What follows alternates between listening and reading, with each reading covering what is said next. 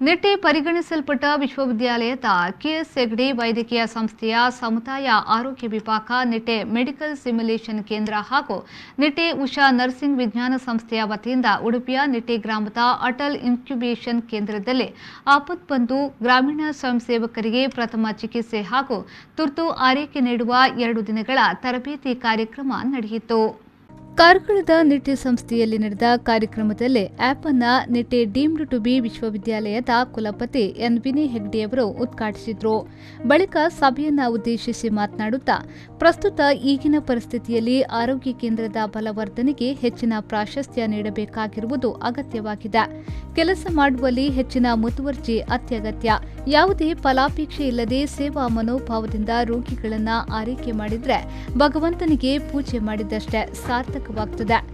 ಈಗಿನ ಮುಂದುವರೆದ ತಂತ್ರಜ್ಞಾನ, ಆಡಳಿತ ವಿಜ್ಞಾನ ಹಾಗೂ ವಿವಿಧ ವಿಷಯಗಳೊಂದಿಗೆ ಆರೋಗ್ಯ ಕ್ಷೇತ್ರವನ್ನು ಬೆಳೆಸುವ ಜವಾಬ್ದಾರಿ ನಮ್ಮೆಲ್ಲರದ್ದಾಗಿದೆ ಎಂದು ಹೇಳಿದರು.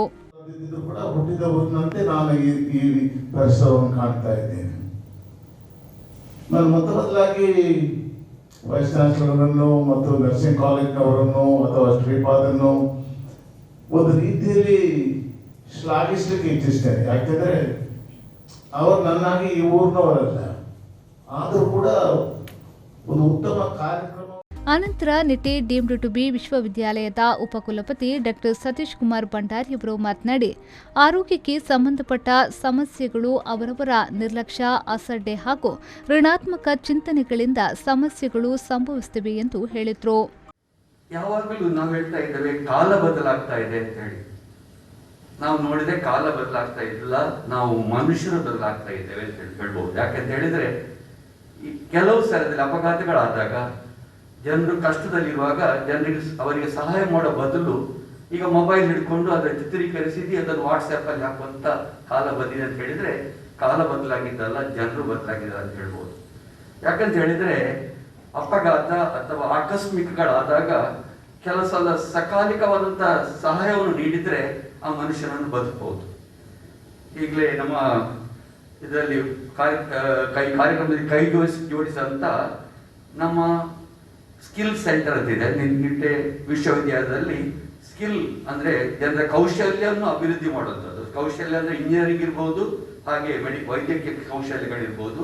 ಈ ವೈದ್ಯಕೀಯ ಕೌಶಲ್ಯಗಳು ಅಂದ್ರೆ ಡಾಕ್ಟರ್ಗಳು ಅವರ ಕೌಶಲ್ಯಗಳನ್ನು, ಅದೇ ರೀತಿಯಾಗಿ ಪ್ಯಾರಾಮೆಡಿಕಲ್ ಅಂದ್ರೆ ವೈದ್ಯಕೀಯದ ಇತರ ಸಹಾಯ ಮಾಡುವಂತ ಇತರ ಕೋರ್ಸ್ಗಳಲ್ಲಿರುವಂತಹ ವಿದ್ಯಾರ್ಥಿಗಳಿಗೆ ಕೂಡ ಅವರ ಸ್ಕಿಲ್ ಅಪ್ಗ್ರೇಡೇಷನ್ ಸೆಂಟರ್ ಅಂತ ಇರ್ತದೆ.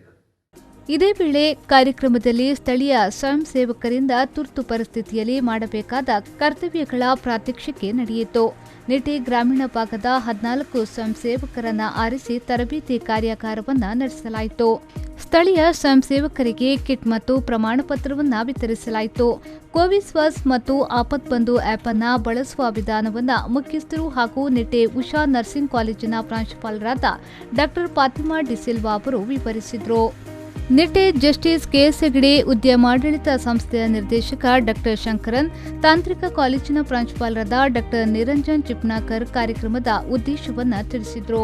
ನಿಟ್ಟೆ ಉಷಾ ನರ್ಸಿಂಗ್ ಕಾಲೇಜಿನ ವಿದ್ಯಾರ್ಥಿಗಳು ಪ್ರಾರ್ಥನೆಗೆ ಇದ್ದರು. ನಿಟ್ಟೆ ಉದ್ಯಮಾಡಳಿತ ಕಾಲೇಜಿನ ಪ್ರಾಧ್ಯಾಪಕರಾದ ಡಾಕ್ಟರ್ ಸುಧೀರ್ ರಾಜ್ಗೆ ಕಾರ್ಯಕ್ರಮವನ್ನು ನಿರೂಪಿಸಿದರು.